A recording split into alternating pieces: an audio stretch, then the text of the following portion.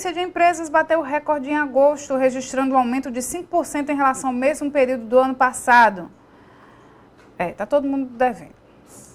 Juliana Santos está de volta. Então, Juliana, quais são os fatores que provocaram esse aumento também entre as empresas?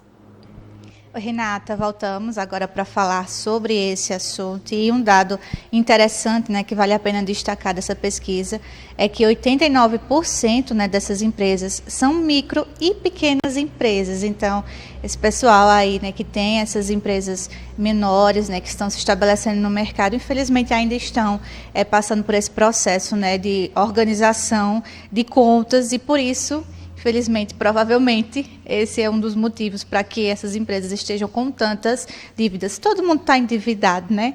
Mas é algo que a gente precisa falar com relação, já que é um dado bem alarmante, né? Considerando aí os dados dessa pesquisa. Para conversar com a gente sobre isso, a Yara Queiroz está aqui comigo, é contadora. Yara, bom dia, bem-vinda à Rádio Cidade. É um dado bem chocante, né? 89% de todas essas empresas que foram avaliadas aí são micro e pequenas empresas. Esse povo aí está realmente com uma dificuldade financeira, né, com relação à organização das despesas. Por que isso, né, pode estar acontecendo com essas empresas menores? Bom dia. Bom dia, muito obrigada pelo convite mais uma vez. De fato, é um dado bem alarmante.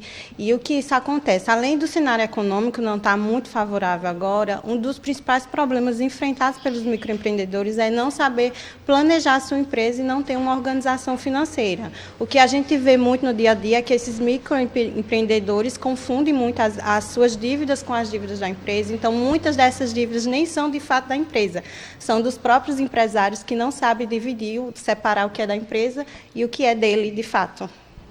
Por que essas empresas ainda são tão suscetíveis, né, a estarem, né, tão endividadas? Realmente é porque ainda estão se estabelecendo no mercado, como você disse, são dívidas, às vezes, que não são da empresa, são, né, do proprietário. Tudo isso tem a ver para que essas empresas já estejam começando, né, entrando no mercado com tantas dívidas? Isso, de fato, como eu falei, falta um planejamento tributário. Eu acredito que eles não estão preparados para o mercado, para o mundo empreendedor e, às vezes, se confundem. Não tem um planejamento tributário, não faz um controle das suas contas, despesas e receita, não faz essa separação do que de fato é dele, o que de fato é da empresa, não tem um fluxo de caixa, uma reserva financeira para poder trabalhar. Então, tudo isso complica a situação da empresa.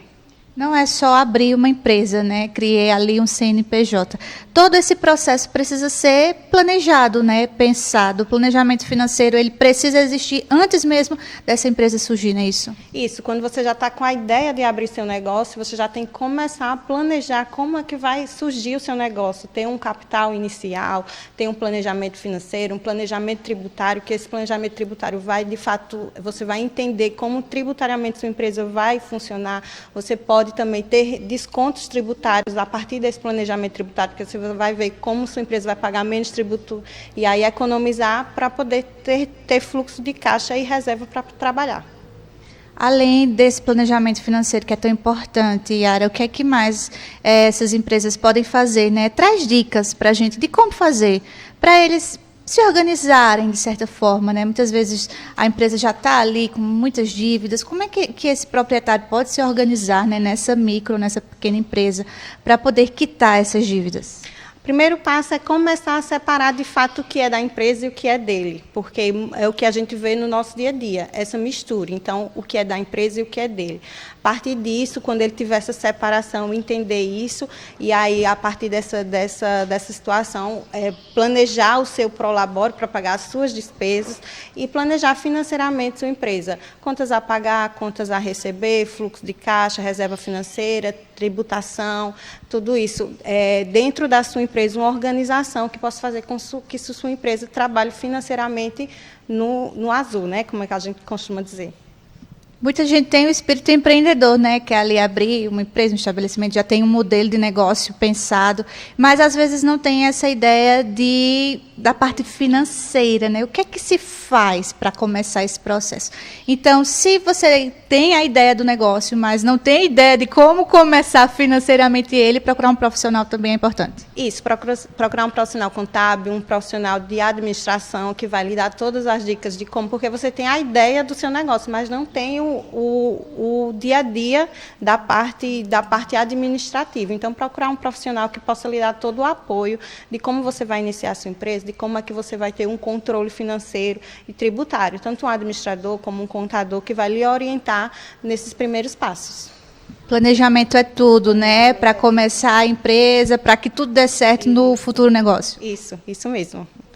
Bacana. Yara, muito obrigada por conversar conosco, né? A gente conversou agora com a Yara Queiroz, contadora, dicas valiosas aí para quem já tem a sua empresa, né? Sua micro e pequena empresa, tá com algumas dívidas, precisa se reorganizar, ou para quem tem a ideia do negócio, né? Quer abrir a sua pequena empresa, também precisa, né?